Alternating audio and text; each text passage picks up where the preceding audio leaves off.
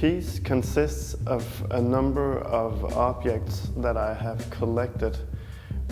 within the last 6 months. I've asked a lot of people to participate and just donate one item of their own liking. The idea is sort of that the ethics, choosing in life between right and wrong, good and bad, sort of, in a way, is inherited in the objects that lived with these people. And this is what we see in the background here. I have cut all the objects in two, sort of to create a new horizon, a line of, well, consisting of nothing, a future that we don't know what is yet, out of this idea that the objects would have something with them, inside or outside.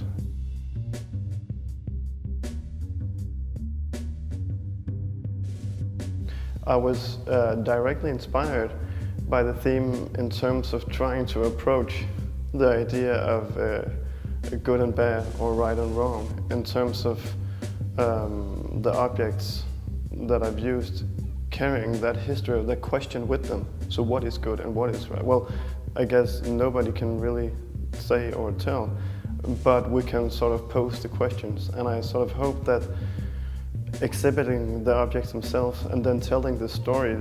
of their history, of their past life, of their sort of belonging to the questions of good and bad. I do not sort of flag my political attitudes in general, and I sort of try not to take a stand in the pieces, because I believe that the choice should lie with the viewer, but I obviously like to pose the questions and like to sort of confront people with the consequence of their choices, but I do not believe political engaged art should sort of be telling people what to do. There's sort of a story to each little object, and and they all, actually, what was really interesting was that all the people donating, well, specifically priests and lawyers, philosophers, all of them donating, most of them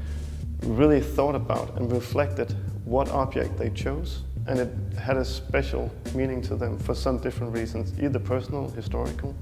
or they felt it represented something that other people could sort of get something from. So, for example, we have the chainsaw chain, which is on the far most right of that wall. The chainsaw chain was donated by a philosopher, and the explanation around that was that the real thinking on the ethics happened when he was sort of not actively reflecting, but actually doing woodwork, cutting down trees in his garden, and similar stuff. So he felt that the chainsaw chain would actually sort of represent that the best way of actually not being there.